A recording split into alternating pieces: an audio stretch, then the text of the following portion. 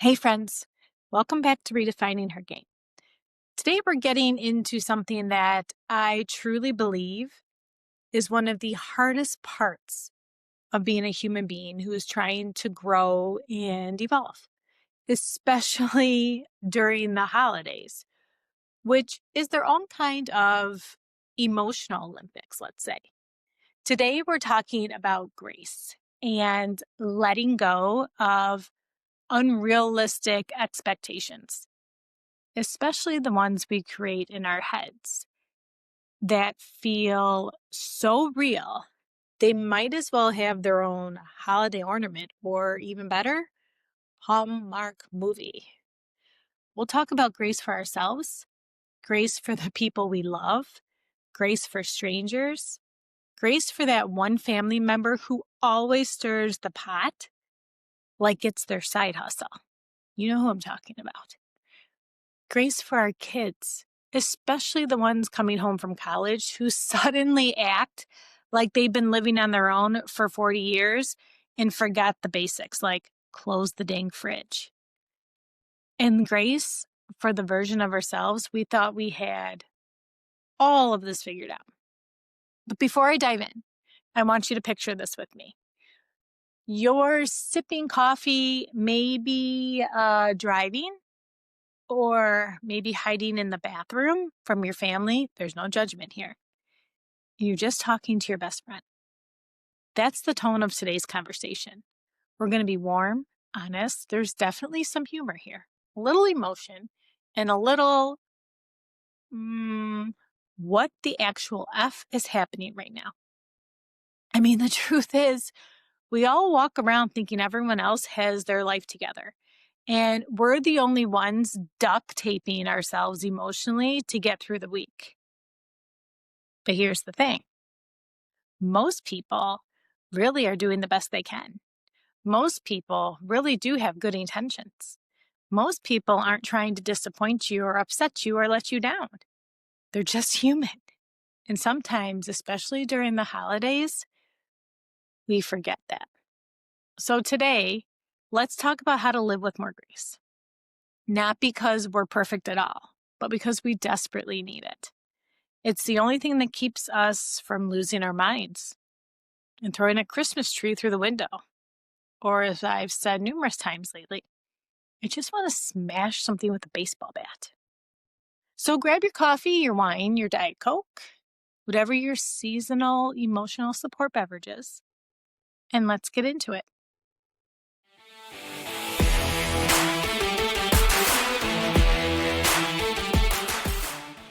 Okay, so let's be honest. Grace gets thrown around like glitter during a kindergarten craft session. Everyone says it. Give yourself grace. Have grace with others. Move with grace. Meanwhile, half of us are like, okay, but how? Do I meditate? Do I become a monk? Do I just pretend I'm okay and while I'm internally screaming and throwing a fit? Well, let's break it down in real people terms. Grace is the space between expectation and reality. Grace is, I thought this moment would look one way, but it doesn't. So I'm going to breathe instead of spiral. Grace is, I'm going to be kinder to myself than my inner critic wants me to be. Grace is, I'm not going to let this small moment ruin my entire day. Grace is not being perfect. Grace is not being peaceful all the time. Please. Like, we're being honest here. And grace is not being the bigger person in every situation. I mean, yes, ideally, but again, let's stay realistic. Grace is simply choosing softness over control, choosing compassion over assumption, choosing calm over chaos, even if that calm is like 12% calm and 88% holding it together with a Starbucks holiday drink. Like, let me give you an example. You ever have those days where literally everything feels overwhelming? Someone leaves a dish in the sink and suddenly you're questioning every decision you've ever made. Like, How did I raise this person? Where did I go wrong? Someone doesn't text back and your mind writes a whole damn fictional drama. Your partner does something slightly annoying and suddenly you're like, are we fundamentally incompatible? Newsflash, that's not the situation. That's actually the lack of grace.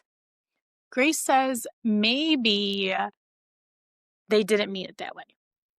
Maybe they're having a hard day too. Maybe this isn't worth the emotional energy. Maybe I just need a damn snack. Like, fine. Grace is a mindset shift, not a personality trait. The thing about grace that nobody talks about, you learn it by messing it up, by reacting, by getting frustrated, by expecting something unrealistic, by having those moments where you're like, wow, I really could have handled that better. Grace is something you learn through imperfection. And honestly, as women, we're so conditioned to try to carry the emotional weight of everything that grace might be the only thing that keeps us from burning out completely. Now, let's talk about why the holidays are the prime breeding ground for losing all sense of grace whatsoever. Holidays bring out this interesting version of us where we want everything to be perfect. Perfect tree, perfect food, perfect outfits, perfect family photos where no one is blinking, scowling, or looking like they want to escape. But here's what I realized. The holidays expose our expectations more than any other time of the year. Because suddenly,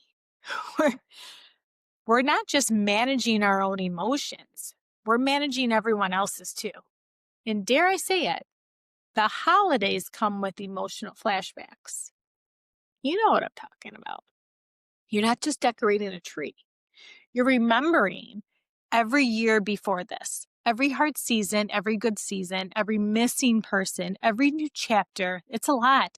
And when we feel a lot, grace is harder to access. Plus, let's be honest, everyone is tired. Kids are tired, partners are tired, parents are tired, even the dog is tired. Everyone is hungry, feeling behind, feeling overstimulated, and trying to keep up with 87 holiday obligations. So when someone snaps, sometimes it's not about you. When someone doesn't act the way you expect, not about you. When someone disappoints you, not about you. It's just people being human in a pressure cooker environment. And this is where we get to practice grace. Not because it's easy, but because it's necessary if we want to experience any joy during the season. Okay. This right here needs its own award show because who knew that having your kids come home from college would be this much of an emotional roller coaster? Let me paint the picture for you. You've been preparing everything for weeks, especially emotionally. You've been counting down the days. You're imagining this Hallmark level reunion where they walk through the door, drop their bags, hug you, tell you they missed you more than life itself, and then spend the entire weekend glued to your side. You planned meals. You cleaned the house like royalty was coming over. You washed their sheets. You lit candles. You wrote a whole mental script. And then they walk in, say hi, open the fridge, grab something to eat, leave their shoes in the most inconvenient location possible, then come back around and say, yeah, so I'm probably going out with friends tonight. Excuse me? I'm sorry, what? Going out? You just got here. Hello? We haven't reenacted the emotional reunion that I planned in my head. We haven't talked about your life. We haven't had the bonding moment I've been imagining every night while crying into my pillow since drop-off day. And suddenly, disappointment sneaks in. Not because they're doing anything wrong, but because we created an entire flippin' fantasy that didn't match reality. Right?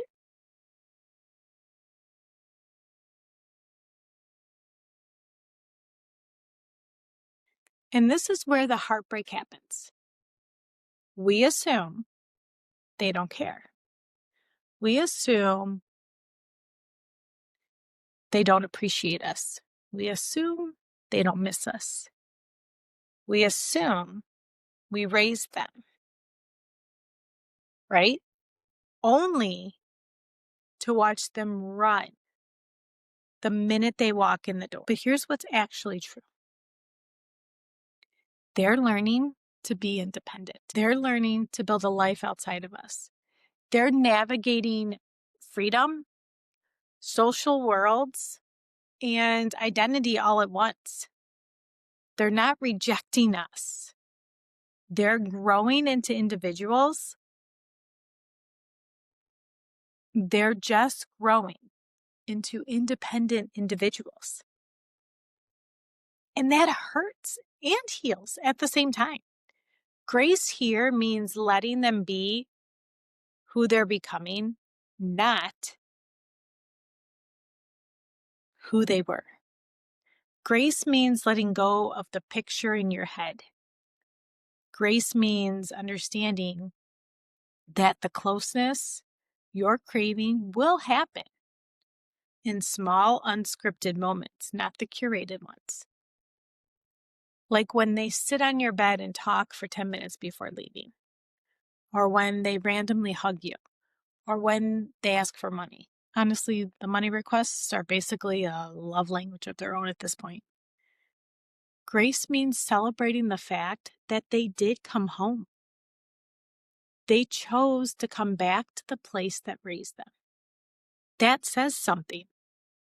And we can't forget, half of their weird behavior is because, they've been living in a dorm where the baseline lifestyle is feral. We're expecting candlelit dinners. They're expecting pizza rolls. We're expecting connection. They're expecting 3-hour naps at random intervals. The gap between those two realities, Grace has to go right there. And let's just talk about expectations. Because the older I get, the more I realize expectations are often just unspoken fantasies we're mad people are reading out our minds about. We expect everyone to be on time, everyone to be cheerful, everyone to follow the plan we have perfectly organized in our head. But the truth is, holidays rarely go as planned. Someone will cry, someone will argue, someone will be late, someone will bring the wrong food, someone will get overwhelmed, someone will drink too much, someone will possibly knock over the tree, someone will forget a gift, and someone will most likely say something that hurts someone else's feelings unintentionally. And if we grip our expectations too tightly, we miss the actual moment unfolding in front of us. Grace is saying, you know what? I'm not going to ruin this moment by trying to control it. Grace is, this holiday does not need to look perfect to be meaningful. Grace is, I'm going to laugh through the chaos instead of losing my mind over it. And honestly, the imperfect holidays end up being the ones we remember the most. The year the mashed potatoes burned, the year everyone showed up late, the year the dog stole the appetizer and dragged it across the living room. Those are the stories we retell. Perfection isn't memorable. People are. Now let's talk about the hardest part. Grace for ourselves. We are experts at giving grace to other people. But when it comes to ourselves, we're ruthless. We expect ourselves to hold everything together. manage every schedule, handle every emotional outburst, wrap every gift, keep every tradition alive, run every errand, look presentable, host the gatherings, save the memories, be the glue, and stay sane all at the same time. But here's the thing. We don't need to be the holiday hero. We don't need to be the emotional anchor for everyone. We don't need to carry it all alone. Giving yourself grace sounds like this. I don't need to do everything this year. If I'm overwhelmed, I'm allowed to step back. I'm doing enough. My worth isn't measured by productivity or perfection. I get to enjoy this holiday too. Grace for yourself is a radical act. It's permission to be human, to rest, to not carry every single thing on your shoulders. And we all deserve that. So as we move through this holiday season, loosen your grip. Let's release the fantasy version of the holidays. Let's let people show up as they are. Let's let our kids become who they're meant to be, even when it stings a little. Let's let ourselves rest. Let's choose grace over the pressure to make everything perfect. Because the holiday magic was never in the perfection. It's in the moments, the real ones, the unexpected ones, the messy, unfiltered, beautifully human ones that remind us what actually matters. And before we wrap up today, I want to leave you with what I always try to remind myself, and I'm trying even harder this season, and what I hope we all carry into the next few weeks. Be the person who spreads kindness. Be the person who softens the room. Be the person who assumes good intentions. Be the person who gives people the benefit of the doubt, including yourself. You never know what someone is carrying. You never know what small gesture, what smile, what moment of patience might be the thing that makes them feel seen. Kindness costs nothing. Grace costs nothing. And both make everything in this world lighter. So wherever you go, the grocery store, your in-laws, the airport, the mall, even just around your own home, try to sprinkle just a little extra kindness, a little extra patience, and a little extra compassion. It matters more than you know, and it always comes back. So thank you for spending your time with me today. If this episode made you feel a little less alone, or gave you something to think about, or just made you laugh for a second, please share it with someone you love. And happy holiday season. And as always, go out into this world and spread just a little more kindness. I'll see you in the next one.